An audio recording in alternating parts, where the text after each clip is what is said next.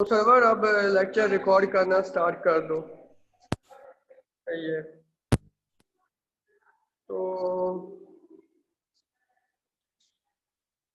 कोई बताएगा कि टिश्यू प्रोसेसिंग क्यों की जाती है ग्रोथ के बाद?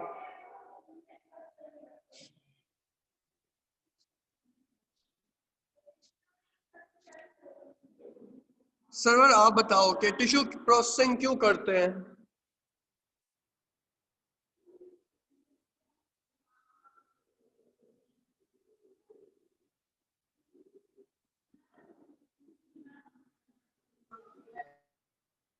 हेलो,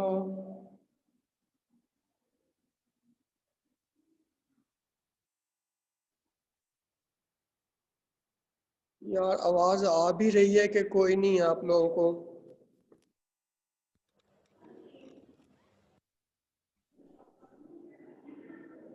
हेलो जी सर। यार मैं कुछ पूछ रहा हूँ, रिप्लाई क्यों नहीं कर रहे हो? कोई बंदा नहीं आगे से बोल रहा, क्या आवाज नहीं आ रही मेरी आप लोगों को? सर आ रही है आवाज। तो फिर बताओ कि टिश्यू प्रोसेसिंग क्यों की जाती है?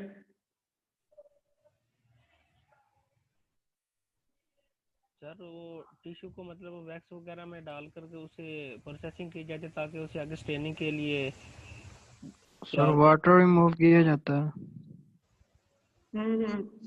वो तो उसके स्टेप्स बता रहे हो ना, ये करी क्यों जाती है? सर उसको आगे स्लाइड प्रिपेयर करने के लिए तैयार किया जा सके। और स्लाइड प्रिपेयर करने से भी पहले प्रॉपर आंसर ये हो सकता है कि वो कटिंग के काबिल हो सके टिश्यू, क्योंकि विदाउट टिश्यू प्रोसेसिंग उसके अंदर वाटर है, वो लचक है उसके अंदर, वो इतना हार्ड नहीं है कि वो सही से कट नहीं होगा। और कटिंग तो चलो हो जाएगी, लेकिन वो बारीक सेक्शन जो 5 माइक्रोन तक चाहिए होते हैं वो कट नहीं हो पाते, इसलिए टिश्यू प्रोसेसिंग करना होती है। So in order to put thin section of the tissue must have a suitable hardness and consistency when presented to the knife edge. तो वो कहता है कि ताकि टिश्यू के बहुत ही बारीक सेक्शन कट हो सकें, और जब वो हम उसको नाइफ एज के साथ वो रोटेट करें, तो इसके लिए ज़रूरी है कि उसके अंदर ना एक ख़ास कंसिस्टेंसी हो, सॉलिडपन हो उसके अंदर, थोड़ी सख्ती हो, ताकि वो टिश्यू के सेक्शन बहुत बारीक कट हो सके। These properties can be imparted by infiltrating and surrounding the tissue with the paraffin wax, collagen or low viscosity nitrocellulose। तो वो कहता है कि ये जो सख्ती है जो उसके अंदर टिश्यू के अंदर हार्डनेस प्रोड्यूस की जाती है, वो टिश्यू प्रोसेसिंग के जरिए वैक्स, नाइट्रोसेलुलोज या वो क्या कहते हैं कोलाइडन जो है, इन तीन चीज़ों के इंट्रोड्यूस करने से लाई जा सकती है। मतलब ये टिश्यू में आप ना इनकॉर्पोरेट कर दोगे तो थोड़ा टिश्यू जो है ना वो सॉलिड या हार्ड बन जाएगा और कट हो सकेगा इजीली। अच्छा, फिर various types of reasons are by freezing. अब कुछ रेजन्स भी यूज होती हैं, तो वो रेजन्स जो है ना वो सिंपल नहीं यूज होती हैं, यहाँ पे वो इलेक्ट्रॉन माइक्रोस्कोप में यूज होती हैं। याद करें तो लास्ट टाइम भी हम लोगों ने उसमें ना रीजनिंग का यूज करना देखा था कि रीजन यूज करके उसका टिश्यू ब्लॉक बनता है, और बहुत कॉपर ग्रेड्स के ऊपर रख के फिर जाके इलेक्ट्रॉन माइक्रोस्कोपी होती है। और फ्रीजिंग मतलब बगैर किसी केमिकल के यूज किए या रेजन के यूज किए एक फ्रीजिंग भी मेथड है कि टिश्यू को ना फ्रीज कर दो तो वो इतना सॉलिड हो जाता है कि वो फिर कट हो सकता है। ये फ्रीजिंग वाला मेथड मैंने आप लोगों को कब पढ़ाया था?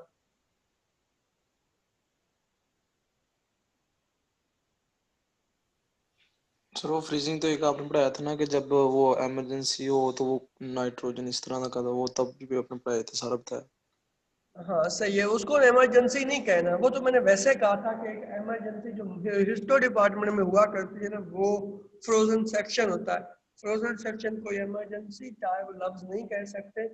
वो पता होता है कि जिस दिन सर्जरी होनी है उसे एक दिन पहले या कम अज कम 1 घंटा पहले बताया जाता है, तो उसकी रिपोर्टिंग फौरन के फौरन चाहिए होती है। और पेशेंट को बंद करने से पहले पहले कि जितना टिश्यू कट किया उसमें क्या सारा ट्यूमर रिमूव हो गया है कि नहीं हो गया। तो उसमें क्या करते हैं कि फ्रीजिंग वाला प्रोसीजर यूज किया जाता है वो सिंपल फ्रीजिंग नहीं होती 0 सेंटीग्रेड के ऊपर या कुछ इतना, वो बल्कि -150 के अंदर ना फौरन इमर्स कर दिया करते हैं या 170 पे लिक्विड नाइट्रोजन के अंदर। तो वहाँ क्रिस्टल जो वाटर के होते हैं ना उनको बनने का भी टाइम नहीं मिलता, क्योंकि वाटर के क्रिस्टल जब बनते हैं तो वो फैल जाते हैं, तो वो सेल को खराब कर सकते हैं, टिश्यू को खराब कर सकते हैं। लेकिन उस वक्त वो क्रिस्टल भी बनने का टाइम नहीं मिलता, तो बहुत ही बिल्कुल टिश्यू अपनी असली हालत में फ्रीज हो जाया करता है और फिर वो इतना सॉलिड होता है कि वो जब नाइफ एज पे हम उसको अप्लाई करेंगे तो वो फिर कट जाया करता है। तो ये टिश्यू के अंदर हार्डनिंग के मेथड क्या थे, वैक्स, कोलाइडन, नाइट्रोसेलुलोज, कुछ रेजन्स और freezing. The process is called tissue processing. अब इस पूरे प्रोसीजर को कहते हैं टिश्यू प्रोसेसिंग। करना सिर्फ और सिर्फ ये 4-5 चीजें इंट्रोड्यूस हैं, मतलब ये अगर देखा जाए तो सिर्फ वैक्स को इंट्रोड्यूस करना है, लेकिन उसको वैक्स को इंट्रोड्यूस करने से पहले 3-4 दूसरे केमिकल यूज करके टिश्यू को वैक्स के काबिल बनाया जाता है। तो उस ओवरऑल प्रोसीजर को टिश्यू प्रोसेसिंग कहते हैं। और ये ऑटोमेटेड अगर मशीन में हो तो लोग ओवरनाइट करके करने पे छोड़ जाते हैं और इसको तकरीबन 15 से 16 घंटे लगा करते हैं। वैसे इसके 2 मेथड हैं, एक ऑटोमेटेड है मशीन वाला और एक वो मैनुअल होता है जो आप टेक्नोलॉजिस्ट खुद करता है। अच्छा, फिर it is done in stages. ये डिफरेंट स्टेजेस में होता है। पहले पानी रिमूव किया, वाटर रिमूव किया जाएगा, फिर उसमें जो वाटर की जगह के अल्कोहल ऐड हो गया है तो फिर उस अल्कोहल को रिमूव किया जाएगा किसी क्लियरिंग एजेंट से। फिर वो जो क्लियरिंग एजेंट यूज हुआ है फिर उसको वैक्स के साथ रिप्लेस किया जाएगा और इस तरह हमारा टिश्यू प्रोसेस हो चुका होगा। It can be subdivided into dehydration, clearing, impregnation and embedding. So it is important that all specimens are properly labeled before processing is started. तो जब आपने टिश्यू प्रोसेसिंग करनी है तो उसके जो सारे स्पेसिमेन, क्योंकि एक को तो नहीं कर रहे होगे, जितना आज वर्कलोड आया था सारा ही आप टिश्यू प्रोसेसिंग से गुजारोगे, तो सबकी मार्किंग कर लेनी चाहिए। वो जो टिश्यू कैसेट्स आपने बनाई थी जिसके अंदर टिश्यू रख के आपने वो सोल्यूशन के अंदर रखा है, उन सब की मार्किंग होनी चाहिए प्रॉपर, कोई कोड होना चाहिए उसके ऊपर, डेट मेंशन हो जाए। अब वो कोड किसी रिक्वेस्ट फॉर्म के साथ टैली करके और रिक्वेस्ट फॉर्म के ऊपर उसकी पूरी की पूरी डिटेल होनी चाहिए। अब जरूरी नहीं है कि आप कैसेट्स के ऊपर पूरी डिटेल लिखो, वहां लिखी भी नहीं जा सकती, बामुश्किल कोई एक कोड ही लिखा जा सकता है। अच्छा, फिर जनाब ये है कि वो कहता है कि for labelling pen containing ordinary ink should not be use. ये जो सिंपल वाली इंक हुआ करती है वो पेन में यूज नहीं करनी। क्यों नहीं करनी? वो रिमूव हो जाएगी सर वो तो, हाँ, वो जब रिमूव हो जाएगी कि जैसे वो जालिन वगैरह के अंदर और अल्कोहल के अंदर ना वो खत्म उड़ जाएगी। तो उसके लिए ना जो मैंने मेथड देखा हुआ है और किया हुआ है तो वो हम लोग लेड पेंसिल या कच्ची पेंसिल से लिखा करते थे, तो ये नहीं मिलता। अच्छा, फिर हाँ, प्रिंटेड या graphite pencil return type return और India ink return labels are satisfactory. अच्छा, इंडिया इंक जो है ना वो भी हिस्टो के ग्रॉसिंग रूम में यूज होती है। उसके 2 इस्तेमाल हैं, एक तो ये कि इंडिया इंक से लिखा हुआ भी नहीं मिलता, लेकिन ये कम ही ऐसा किया जाता है, लोग ग्रेफाइट पेंसिल लेड पेंसिल से कर लिया करते हैं। और दूसरा ये है कि ना वो ट्यूमर का मार्जिन देखने के लिए भी यूज होती है। वो मार्जिन इसलिए देखने के लिए यूज होती है कि अगर एक ट्यूमर आया है, वो छोटा सा एग की शेप का अगर आ गया या एग के साइज का, तो पूरे ट्यूमर को साइडों से ना इंक लगा लिया करते हैं। अब जब इंक लग जाएगी ना तो वो वहां से ब्लू हो जाएगा। अब टिश्यू को कट करते रहो। इंक पता क्यों लगाई है कि वो मार्जिन पे लगाई थी ना, उसके बाद कट होके ना वो छोटे छोटे सेक्शन जब आप ना प्रोसेसिंग के लिए भेज देते हो, कभी वो किसी डायरेक्शन को उलट जाते हैं, कभी वो किधर हो जाते हैं। लेकिन वो जब भी आप माइक्रोस्कोप में देखोगे आपको पता चल जाएगा कि ना इस बायोप्सी का जो है ना वो मार्जिन ये है, क्योंकि उस तरफ वो इंक का असर रह जाएगा, वो उस तरफ से वो ब्लू ब्लू हुआ हुआ होगा।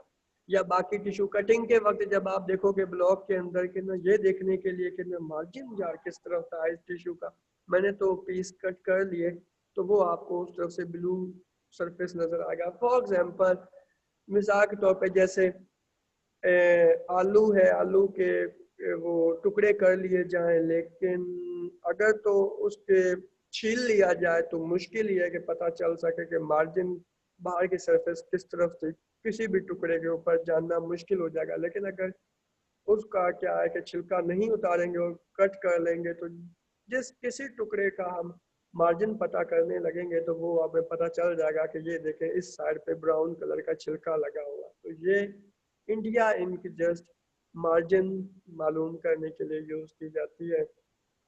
फिर जनाब है tissues that are fixed in osmium tetroxide should be labelled on jar. तो जिन टिश्यूज को ऑस्मियम टेट्राऑक्साइड के अंदर फिक्स करना हो उनकी लेबलिंग केसेट्स की बजाय जिस जार के अंदर ऑस्मियम टेट्राऑक्साइड है ना उस जार के ऊपर कर दें, क्योंकि ये ऑस्मियम टेट्राऑक्साइड हर तरह की डाइस को मिटा दिया करता है। ऑस्मियम टेट्राऑक्साइड कौन सी माइक्रोस्कोप के लिए यूज होता है फिक्सेटिव?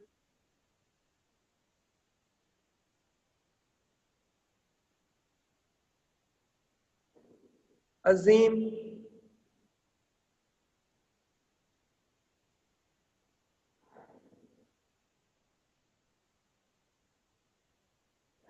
रहमान,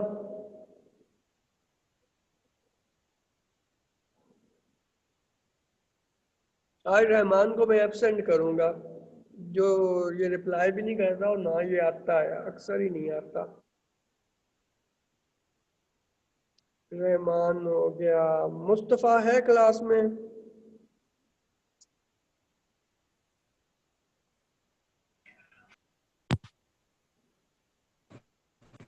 हेलो, जी सर। ऑस्मियम टेट्राऑक्साइड किस माइक्रोस्कोप में यूज होता है as a fixative? Sir fluorescent. नहीं, ऑस्मियम टेट्राऑक्साइड इलेक्ट्रॉन माइक्रोस्कोप। हाँ इलेक्ट्रॉन माइक्रोस्कोप। Electron microscope. हाँ इलेक्ट्रॉन माइक्रोस्कोप के लिए यूज होता है। अच्छा, अब tissues that are fixed in water as osmium tetroxide will turn the label black, the label should be clearly written and must contain in block letter और necessary information. तो वो जो लेबल केसेट्स के ऊपर के लेबलिंग के लिए code ही लिखा जाए तो वो ज़्यादा बेहतर है। बाकी तो फिर वो इतनी डिटेल मैंने पहले भी बताया नहीं लिखी जा सकती, वो जगह ही कम होती है। A system of transportation is required to carry the tissue through various steps in processing।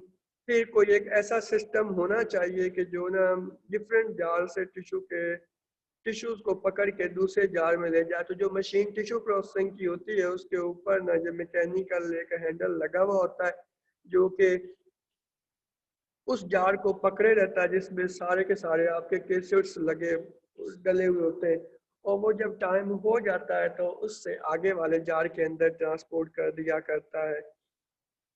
फिर जनाब हाँ, the representative sections are entire biopsy specimen when of small size are put in muslin cloth together with their label and are then transported from region to region in metal container that have perforated walls so that the reagent enters into the tissues।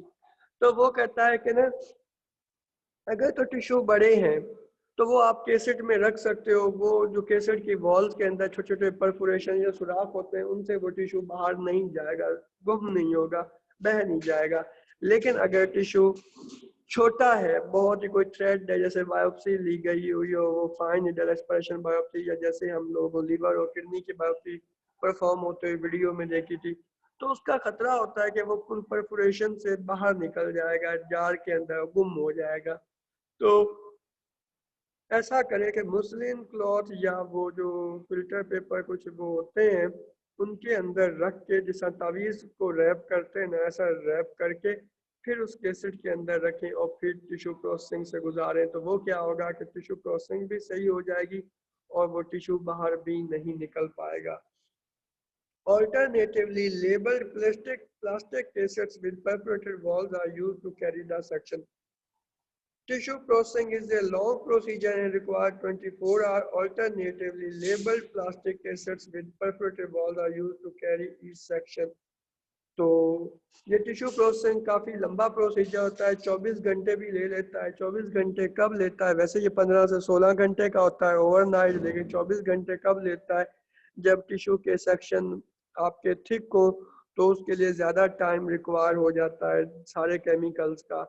Plus अगर वो जो solutions हैं वो कम हो, जैसे कहा जाता है कि ना ज़ाइलिन जो है वो कम अज़ कम 50 टू 100 टाइम्स टिश्यू के वॉल्यूम से ज़्यादा होना चाहिए। तो अगर वो चीज़ जो है ना वो उतनी ज़्यादा नहीं होती तो आपको फिर एक से ज़्यादा या दो से ज़्यादा जार रखने पड़ जाते हैं उसी सॉल्यूशन के, मतलब एक से ज़्यादा चेंजेस कराना पड़ जाते हैं, तो टाइम और बढ़ जाया करता है।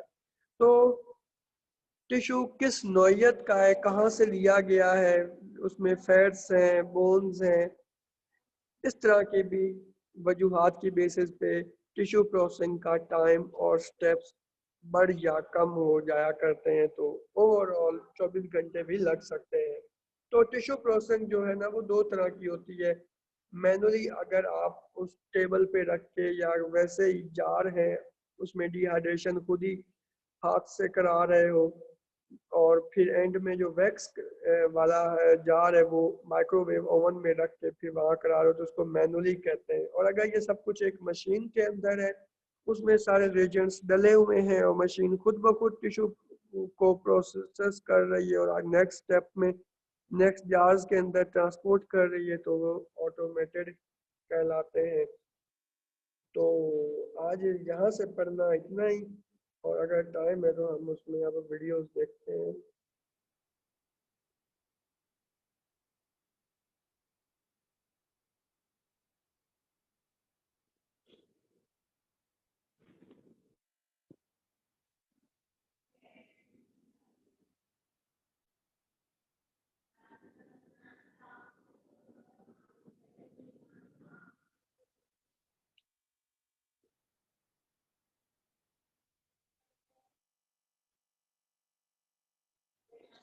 तो ये ओवरऑल सारा इसमें स्टेप्स दिखाए जा रहे हैं। ये देखिए बायोप्सी सबसे पहले ली जाती है। आप लोगों को आवाज आ रही है इस वीडियो की? No sir. चलो मैं बस बोलता जाता हूँ। बायोप्सी कलेक्ट हुई ऑपरेशन थिएटर में, फिर इन कंटेनर्स में आ जाती है और ये उसके साथ रिक्वेस्ट फॉर्म सारे फिल कर रही है।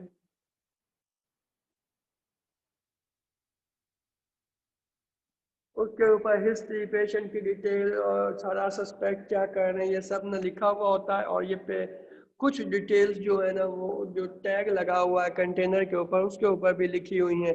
तो फिर देखिएगा वो सारी चीज़ें मैच करती है और फिर एक स्टिकर साथ पेस्ट कर देती है।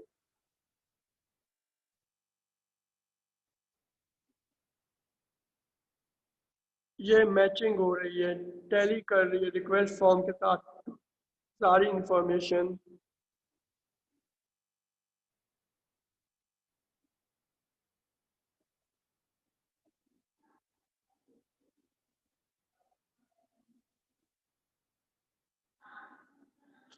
अच्छा, अब ये हिस्टो डिपार्टमेंट में कंप्लीट लेवलिंग के बाद आ गया, तो अब ये इसका ग्रॉस हो रहा है।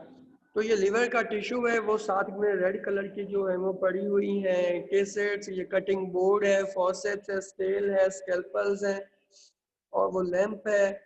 और बाकी वो उसका सारा वो सर्जरी का अपरेटस रखा हुआ है और फिर पीछे ये शार्प कंटेनर भी रखा हुआ है जिसमें वो जो स्केल्पल है उसका ब्लेड रिमूव करती है।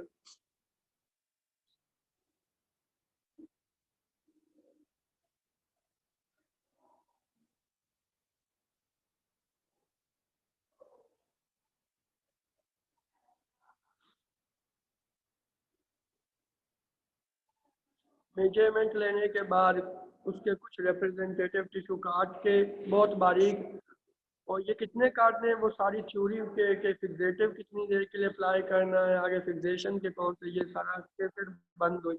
इसकी वॉल्स के अंदर सारी ये लंबे लंबे परफोरेशन होते हैं ताकि कोई आर पार जा सके। उसके बाद जो टिश्यू प्रोसेस का नेक्स्ट स्टेप आता है ना, वो टिश्यू के फिक्सेशन होता है। ये टिश्यू प्रोसेस में सबसे पहला तो ये बायोसेफ्टी कैबिनेट के अंदर टिश्यू फिक्सेशन कर रही है, क्योंकि फिक्सेटिव से जो फ्यूम्स उड़ते हैं वो काफ़ी इरिटेशन वाले होते हैं, एलर्जिक भी होते हैं, तो बंदा इससे बच जाता है। वैसे बायोसेफ्टी कैबिनेट इसके में कम ही यूज़ होता है, लेकिन सही कर लिया जाए तो सैंपल भी बचे रहते हैं एनवायरनमेंट की गंदगी से, और हम भी बचे रहते हैं केमिकल की स्मेल से।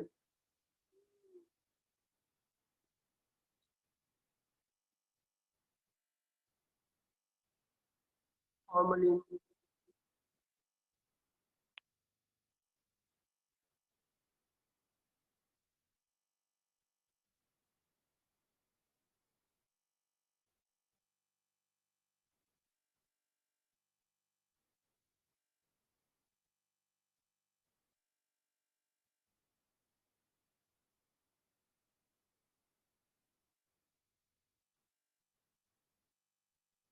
अब ये टिश्यू प्रोसेसिंग की मशीन में डाल रही है।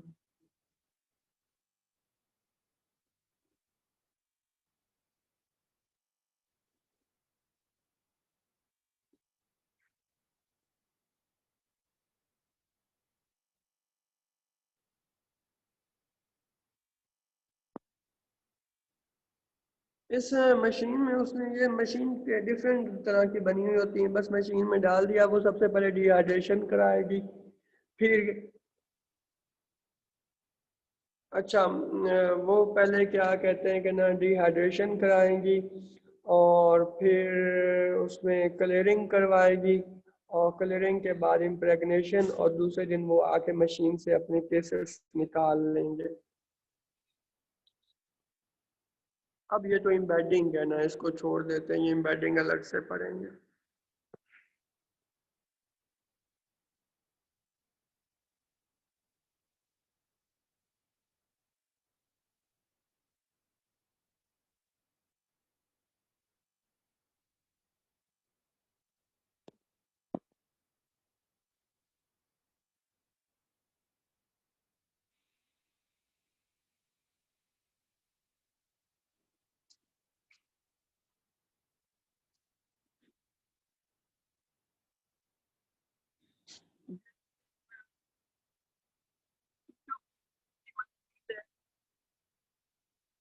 तो जार में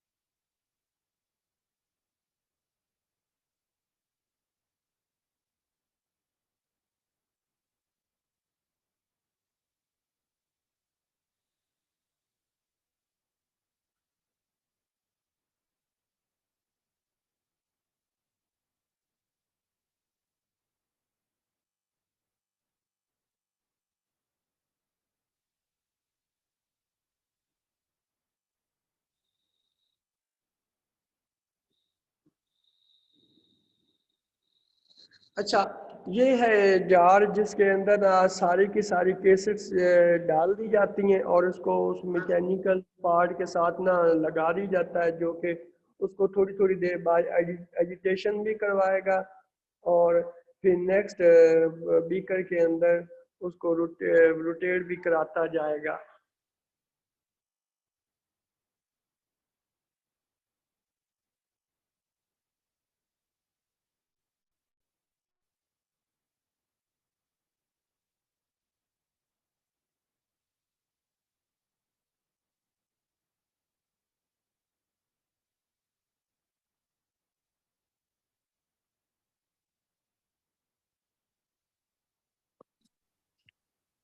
तो ये जो है ना, क्या है कि कुछ इस तरह सबसे पहले वाले जार्स में रखा जाएगा फिक्सेटिव, फिर अल्कोहल की डिफरेंट कंसंट्रेशन, क्योंकि ग्रेजुअली अल्कोहल की कंसंट्रेशन बढ़ाते हैं डिहाइड्रेशन के लिए, एक साथ ही 100% में नहीं डाल दिया करते। और अगर टिश्यू कोई बहुत ही नाजुक सा हो, डेलिकेट सा, बारीक सा पीस हो, तो फिर ना अल्कोहल की इवन लो कंसंट्रेशन से स्टार्ट करते हैं, तो कंटेनर और ऐड हो जाया करते हैं। फिर जनाब जाइलिन रखा हुआ होता है 1 से 2 जार, ताकि फर्स्ट में क्लियरिंग हो और सेकंड में ज़्यादा अच्छे से क्लियरिंग हो जाए। और फिर एंड में 1 से 2 जार जो होते हैं वो रखे हुए होते हैं, उनमें होता है वैक्स मोल्टन, और उनका टेम्परेचर भी 56 to 60 सेंटीग्रेड पे सेट किया हुआ होता है, ताकि वैक्स मोल्टन फॉर्म में रहे और टिश्यू के अंदर अच्छे से वो पेनिट्रेट कर जाए।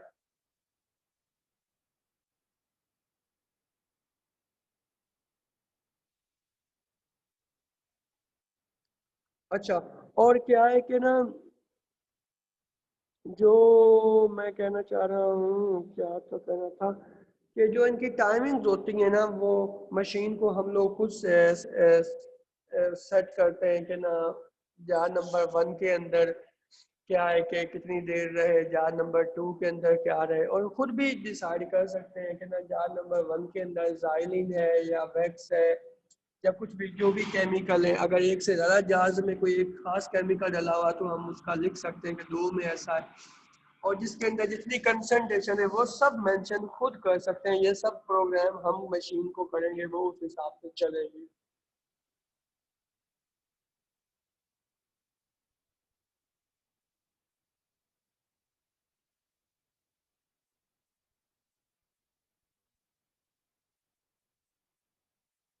ये इन लोगों का शेड्यूल है कि ना 4 घंटे फॉर्मलिन में रहेगी पहले, फिर नेक्स्ट चेंज, सेकंड चेंज में फॉर्मलिन 1 घंटे के लिए, फिर बाकी 50 70 90 वो आहिस्ता आहिस्ता अल्कोहल की कंसंट्रेशन बढ़ा रहे हैं तो उसमें 1 घंटा, और एब्सोल्यूट अल्कोहल में जो 100% अल्कोहल उसमें 1 घंटा, फिर सेकंड दोबारा भी डिहाइड्रेशन के लिए ना वो शायद अल्कोहल के अंदर रखेंगे 1 घंटा के लिए, फिर उसमें एसीटोन है जो कि क्लियरिंग करवाएगा, और जाइलिन के 2 जार रखे हुए हैं प्रॉपर अल्कोहल को निकालने के लिए, और एंड में पैराफिन वैक्स का 1 घंटा। तो ये तकरीबन ना बदल जाते हैं, मैंने आप लोगों को पहले भी बताया ना किस बेस पे बदलते हैं कि आपकी टिश्यू की थिकनेस कितनी है, टिश्यू कौन सी लोकेशन से लिया गया है, और फिर आपके पास वॉल्यूम कितना है सारे रिएजेंट्स का, तो उस हिसाब से टाइमिंग भी बदलती है, और कितने जार रखने वो भी बदलते हैं, और किस कंसंट्रेशन के रखने तो वो भी इन सारी चीज़ों पर डिपेंड करता है। तो ये उन लोगों का टिश्यू प्रोसेसिंग प्रोटोकॉल है जो 15 घंटे चलना है। तो तकरीबन ज़्यादातर ये 15 आवर्स वाला ही हॉस्पिटल यूज़ करते हैं। तो